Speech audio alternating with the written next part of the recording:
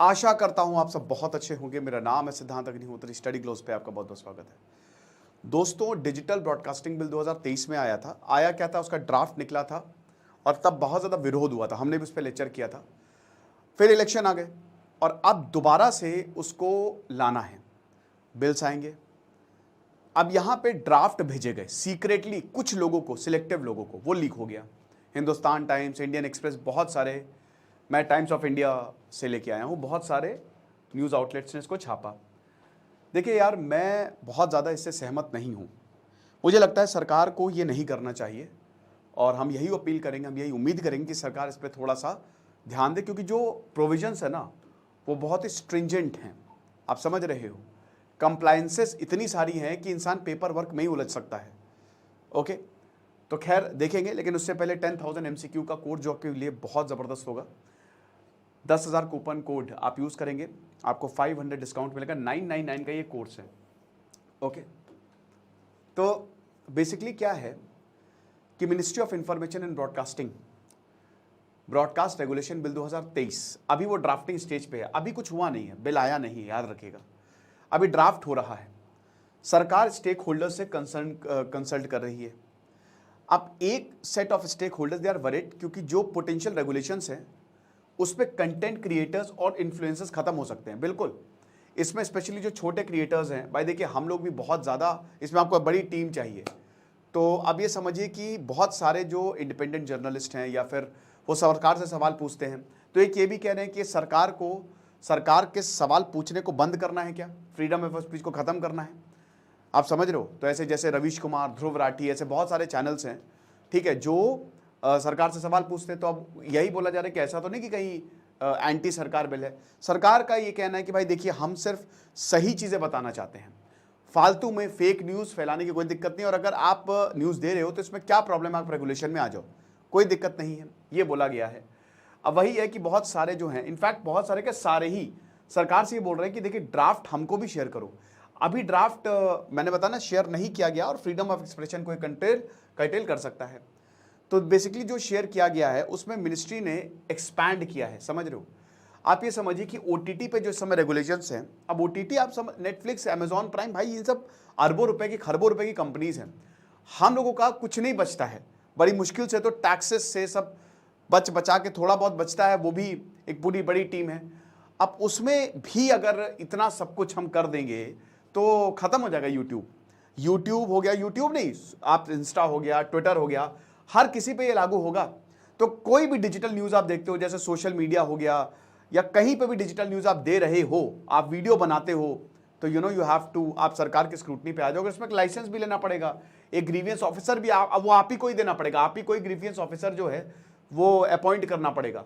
आपके घर अथॉरिटीज़ भी आ सकती हैं और अगर उनको लगा कि आप कुछ गलत कर रहे हो सरकार के खिलाफ या कुछ ऐसा है जो बिल के अगेंस्ट जा रहा है या एक्ट के अगेंस्ट, जब एक्ट बनेगा उसके अगेंस्ट जा रहा है, तो आपके इक्विपमेंट भी सीज कर सकते हैं। मेरे घर कभी भी कोई आ सकता है और बोले सिद्धांत अग्निहोत्री तुम सही नहीं बना रहे हो, तुम्हारे हिसाब से जो एक्ट के अगेंस्ट नहीं जा रहा। मैंने कहा मैंने क्या किया? वो मेरा कैमरा, मेरा बोर्ड सब लेके भाग सकता है। ठीक है, और आप समझ सकते हो कि सरकार में जब ऐसा होता है, सरकारी तंत्र कैसे काम करता है, इसमें करप्शन बढ़ सकता है। लाइसेंस राज से हम बाहर आ सकते हैं, लेकिन ये डिजिटल लाइसेंस राज, तो मैं यही भाई उम्मीद करूंगा कि ऐसा ना करे सरकार। ठीक है ना, आप बिल्कुल लेके आओ डिजिटल ब्रॉडकास्टिंग बिल, लेकिन ऐसा मत लेके आओ कि बहुत ज़्यादा प्रेशर में इंसान खत्म ही हो जाए। तो डिजिटल न्यूज़ ब्रॉडकास्टर वही है कि इसमें सबसे पहले तो आपको सरकार के साथ रजिस्टर करना पड़ेगा और इसमें कोई दिक्कत नहीं है। बिल्कुल हम रजिस्टर करने को तैयार हैं कि आपका स्टैंडर्ड क्या है। ठीक है, अब जाहिर सी बात है कि इसमें जो बड़े चैनल्स हैं वो नपेंगे और छोटे चैनल्स भी भाई जिनका रीच है, ठीक है, वो नपेंगे। और आपको बता दूं कि इस समय 30% जो डिजिटल मीडिया है वो 30% कंज्यूम किया जाता है। सबसे ज़्यादा 42% टीवी, लेकिन अब 16% न्यूज़पेपर और बाकी 8% के करीब जो है वो रेडियो, 6% के करीब। तो आप ये देखो कि सबसे ज़्यादा टीवी के बाद डिजिटल मीडिया आ गया है। दोस्तों मेरे घर में खुद भी टीवी कब का मैंने ख़त्म, बस वो लगा ही हुआ है, टीवी देखते रहो बस, है ना। तो सबसे ज़्यादा अभी भी न्यूज़ है, लेकिन उसके बाद डिजिटल मीडिया आ गया है और इसी डिजिटल मीडिया जो इस बार इलेक्शन हुए काफ़ी ज़्यादा इन्फ्लुएंस किया। तो 2023 का जो वर्जन था उसने न्यूज़ और करंट अफेयर्स को डिफाइन किया। कैसे?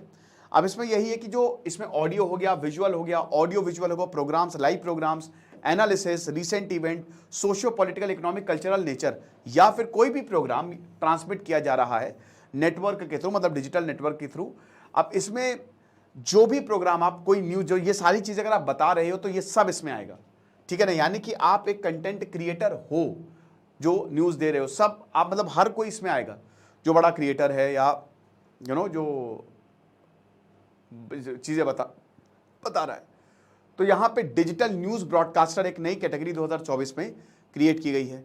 अब 2023 में जब ये ड्राफ्ट आया था 2023 में, तो इसमें बहुत ज्यादा बवाल हुआ था, समझ रहे हो।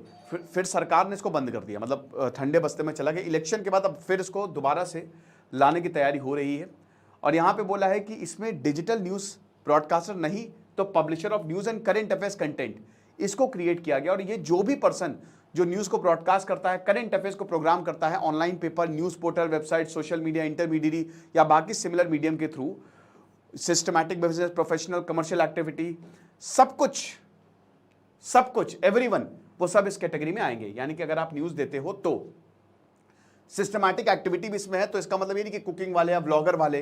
देखिए मेन तो इसमें सीधा सीधा वही है जो न्यूज दे रहे हैं, दैट्स इट। जैसे मैं आपको सरकार के बारे में बताता हूं, एक एक चीज बताता हूं, तो मेन तो वही है।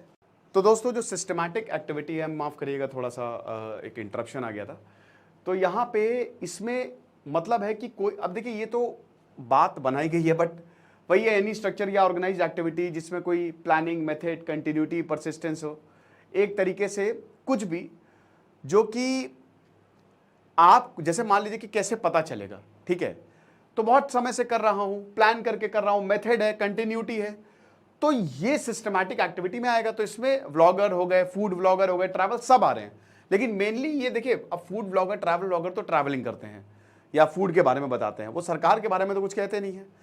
लेकिन यहां पे जो न्यूज मेन तो वही है कि जो न्यूज देते हैं थ्रू सोशल मीडिया, आप ऐसे समझिए इसको।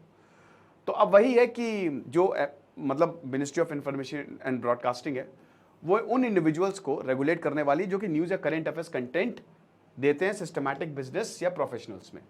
तो अभी ये क्यों बिल लाया गया है, तो बताते हैं कि देखिए, बिल एक तो बहुत ही सवालों में है, यूट्यूब और इंस्टा पे जो फॉलोअर्स हैं उनको लेकर। अब ये आपको बता दो कि बहुत सारे ऐसे लोग हैं जो इस बिल के खिलाफ एक्टिवली कैंपेन कर रहे हैं। सबसे पहली बात, इस बिल को पब्लिक करिए और बताइए, क्योंकि फ्रीडम ऑफ स्पीच, हालांकि डेफिनेटली अगर कुछ इसमें हुआ तो कोर्ट में जाएगा ही जाएगा, है ना। और मुझे पूरी उम्मीद है अगर ऐसा इतने खतरनाक प्रावधान हुए तो शायद ये बिल लागू ना हो पाए। क्योंकि देखिए, मैंने बताया ना कि आप कर्टेल करिए, बहुत सारे लॉ ऑलरेडी एग्जिस्ट कर रहे हैं। अगर वैसे भी आप, किसी ने कुछ गलत बोला या कोई नफरत फैला रहा है, आप कोर्ट में चले जाएंगे तो वैसे भी आपका खेल खत्म है। तो बिल वही है कि इट्स अ रिएक्शन, ऐसा कहा जा रहा है कि जो अभी इलेक्शन हुए हैं, हो सकता है सरकार जो है रिफ्लेक्ट कर रही हो। अब जैसे मैंने क्या बताया कि इस बार सोशल मीडिया, यूट्यूबर्स और इंडिपेंडेंट वॉइसेस बहुत सारी उठी, और कहीं ना कहीं सरकार जहां पे 300 पार कह रही थी, ठीक है, 400 पार कह रही थी, वो 240 पे अटक गई। और इसका बहुत, क्योंकि देखिए यूथ जो है, याद रखिएगा कि यूथ एक बहुत बड़ी फोर्स है। 18 साल से के जो ऊपर बच्चे हैं या 18 से 25 साल के जो बच्चे हैं, वो एक बहुत बड़ी फोर्स है, आप समझ रहे हो, मतलब लोग हैं, और वो सोशल मीडिया को बहुत देखते हैं और सोशल मीडिया उनको एम्पावर करता है। तो वो एक बहुत बड़ा वोट बैंक है जो सोशल मीडिया से इन्फ्लुएंस होता है। इसीलिए 30%, 30% आप सोचिए, 30% तक सोशल मीडिया जो है अब लोग कंज्यूम करते हैं, CSDS लोक नीति के सर्वे के हिसाब से। तो बिल बेसिकली इलेक्शन से पहले आना था, लेकिन इलेक्शन रिजल्ट्स ने और ज्यादा यहां पे बढ़ा दिया कि भाई ये जो नॉन जर्नलिस्ट हैं, ठीक है ना, ये एक तरीके से हिला सकते हैं सरकार को। और वही है कि यहां पे जो रूलिंग पार्टी के सपोर्टर्स हैं, वो डिफरेंट मीडिया ग्रुप्स को रिकॉग्नाइज भी कर रहे थे, बता रहे थे कि भाई देखिए ये बहुत गलत है। और एक तरफ देखिए वो है जो सरकार के साथ है, और एक तरफ वो है तो सरकार के खिलाफ है। खैर, जो डिजिटल बिल है वो सभी को ही टारगेट करेगा, लेकिन इसमें एक प्रोविजन लीक में ये भी है कि कुछ लोगों को बख्श भी दिया जाएगा, ठीक है। अब वो कौन लोग होंगे ये भी देखना पड़ेगा। तो एक तरीके से स्ट्रगल होने वाला है। अब बात यह है कि सरकार ये बिल ला ही क्यों रही है, तो हमने आपको बता दिया। और दूसरा पॉइंट ये है कि क्या ये बिल आ पाएगा, एक्ट आ पाएगा, हो भी सकता है दोस्तों, देयर इज। और अगर मैंने क्या बताया कि अगर आया तो सबसे ज्यादा मार उन्हीं को ही पड़ने वाली, हम जैसे लोगों को जो कि न्यूज आपके सामने लेके आते हैं, ठीक है, क्योंकि इसमें कंप्लायंसेस बहुत ज्यादा हैं, ठीक है ना, बहुत सारी चीजें आपको करनी है और इसमें पैसा खर्चा अच्छा खासा बढ़ेगा। तो इसमें छोटे क्रिएटर जो है वो खत्म भी हो सकते हैं, ठीक है ना। तो ये हिसाब किताब है।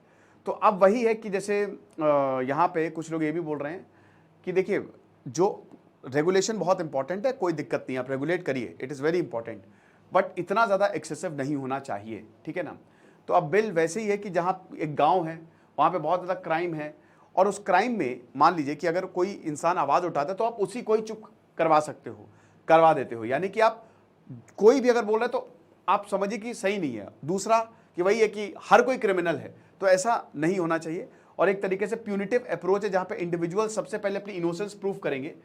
कंप्लेंट्स जो उनके खिलाफ, कोई भी अगर मान लीजिए कि कोई उनके खिलाफ कंप्लेन लॉन्च करता है तो आपको प्रूव करना पड़ेगा, और उसके बाद सरकार जो है, मान के चलिए जैसे मान लीजिए मेरे खिलाफ कंप्लेन आई, अब जो हमारा ग्रीवियंस रिड्रेसल ऑफिसर है आपने उसको अपॉइंट किया, मैंने उसको अपॉइंट किया, तो उसके बाद सरकार मुझे प्रूव करना है, और अगर ऐसा नहीं हो पाया उसमें भी खर्चा अर्चा लगेगा काफ़ी ज़्यादा, और अगर ऐसा नहीं हो पाया तो सरकार सोशल मीडिया, जैसे मान लीजिए मेरा यूट्यूब पे आता है प्रोग्राम, तो यूट्यूब को सीधा बोल देगी इसका आज के बाद ब्रॉडकास्ट नहीं होना चाहिए, और इसमें सिर्फ इंडिया के इन्फ्लुएंसर्स नहीं, दुनिया भर के इन्फ्लुएंसर्स हैं, ठीक है ना, हर कोई।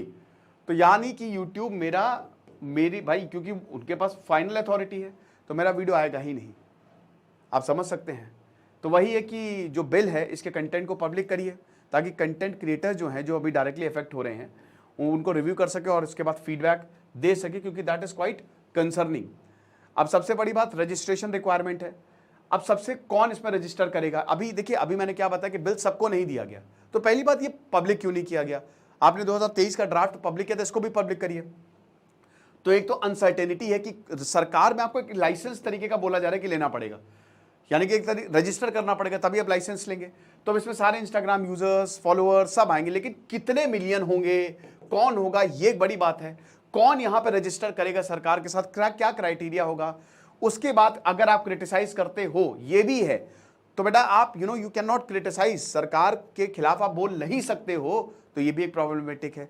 फिर उसके बाद यहाँ पे कोई मीटिंग्स नहीं हुई बिल को लेकर, हो सकता है स्टैंडिंग कमेटी को दे दिया जाए डायरेक्ट। तो एक तरीके से अभी डिपेंडेंट है जो कि इंफॉर्मेशन आ रही है। इनकम, जैसा कि हमने बताया कि देखिए फुल टाइम कंटेंट क्रिएटर्स, जैसे अब हम लोग हैं, हमारी तो पूरी कंपनी है, लेकिन ऐसे बहुत सारे छोटे क्रिएटर्स हैं जो फुल टाइम कर रहे हैं, उनको प्रॉब्लम हो सकती है, रिस्ट्रिक्शंस उनकी अर्निंग पे। आप समझ सकते हो ना कि क्योंकि आप सोशल मीडिया सिर्फ एक सोशल मीडिया नहीं रहा, आप लोग बहुत कमा रहे हैं, और लोग जो नहीं भी कमा रहे वो इतना कमा रहे कि उनको अच्छा मिल रहा है और उनको मज़ा भी आ रहा है, तो कहीं ना कहीं उनको एक दिक्कत हो सकती है। और उसके बाद यहाँ पे जिनके पास ज़्यादा रिसोर्सेज नहीं है, जो बेसिक इक्विपमेंट यूज़ करते हैं, तो वो भी देखना पड़ेगा, क्योंकि इसमें यह भी है कि अगर कुछ ऐसा पाया गया तो आपके जो इक्विपमेंट्स हैं उसको भी ले लिया जाएगा। तो ये चीज़ है। अब देखिए सिंगापुर में जो ट्रेडिशनल ब्रॉडकास्टर है, यानी कि जो बहुत पहले से ब्रॉडकास्ट कर रहे हैं, और जो OTT हैं, वो भी ब्रॉडकास्टिंग लॉ के अंडर आते हैं, ठीक है। जैसे अच्छा, इसमें किसी का कंटेंट भी कॉपी नहीं कर सकते।